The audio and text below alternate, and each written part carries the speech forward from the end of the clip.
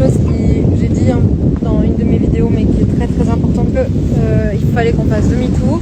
Donc on ne fera pas demi-tour, on est déterminé à aller dans les eaux territoriales de la bande de Gaza.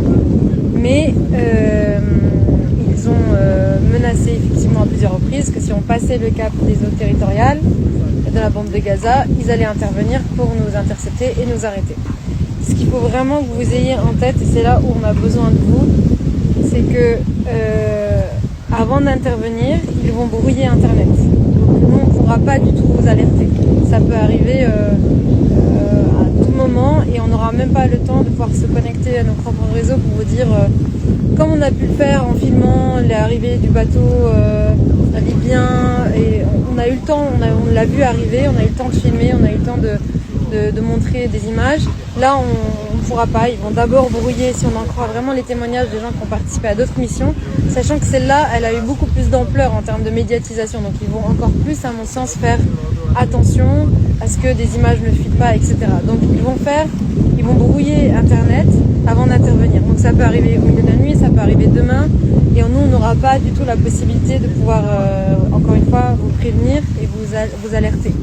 Donc si vous voyez, là on communique tous assez régulièrement parce que c'est vraiment les dernières heures.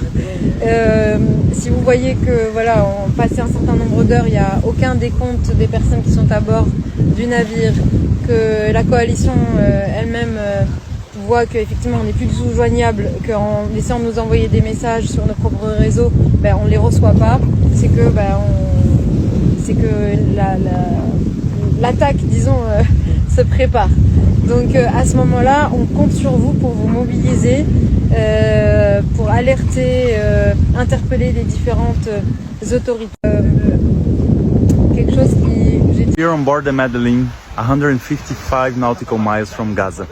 And we just heard the news that the Minister of Defense, Israel Katz, said that they would not allow us to pass, that they would block us. What he's actually admitting is that they are planning to commit a war crime. It's important that we tell everyone that considering the law of the seas, we are in international waters and we're going to Palestinian territorial waters. None of those are the jurisdiction of the Zionist entity to do anything of any boat that crosses this area.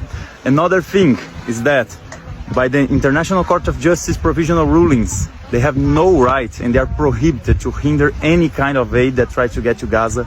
This is on the provisional rulings of the case opened by South Africa against Israel for the crimes of genocide.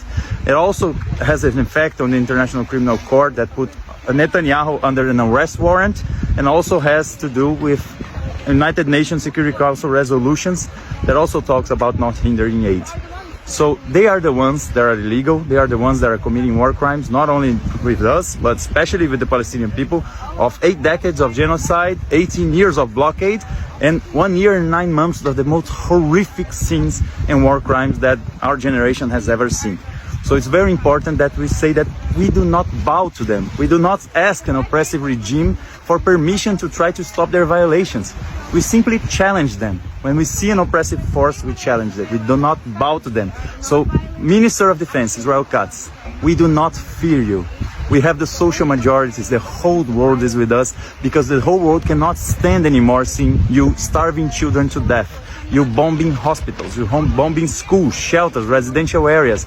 The world is fed up with this genocide, and the world is finally moving forward in this long march to freedom, not only for the Palestinian people, but to get rid of Zionism, get rid of US imperialism, because it's our historical duty to do so. You think you have the power, you think you have the control, but all you have is your weapons, your bombs, your violence, and your hate. We have all the rest. We have the social majority, we have solidarity, we have courage, we have love. And that's way more powerful than all that you have. We are going to Gaza. We are not stopping you from your genocidal orders. The Palestinian people deserve the right to live in peace, deserve the right to have food, not to be starved to death. And we will not bow to you. We are not afraid of you. We will continue on this small boat of 12 people carrying food, medicine, crutches, prosthetic limbs for amputated children, water filters and whatever we can carry, and we do not stop for any genocidal so-called authority because we do not recognize you. You have no rule over this area, and we will eventually understand that your time is done. All oppressive regimes at their end, they become more violent, and we are sure that you're about to end. So we continue our journey.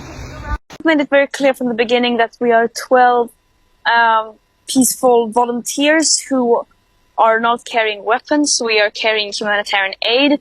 We will not be responding. C'est la dernière vidéo de tous, c'est la dernière vidéo de cette belle traversée. Comme vous le savez, les autorités israéliennes ont fait savoir qu'elles allaient intervenir pour intercepter notre bateau. Tout va se jouer dans les 24 prochaines heures. Ce qu'il faut savoir, c'est qu'Internet sera coupé avant cette intervention, donc nous ne pourrons pas communiquer ni filmer cette intervention et nos affaires personnelles seront confisquées, que ce soit nos caméras ou nos téléphones.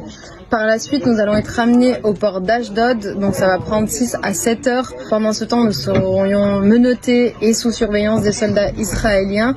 Et une fois à Ashdod, nous allons très probablement subir un interrogatoire et potentiellement une détention, jusqu'à être renvoyés dans nos pays d'origine. Je compte sur votre mobilisation, malgré l'absence de communication directe de notre part sur nos différentes plateformes ou réseaux.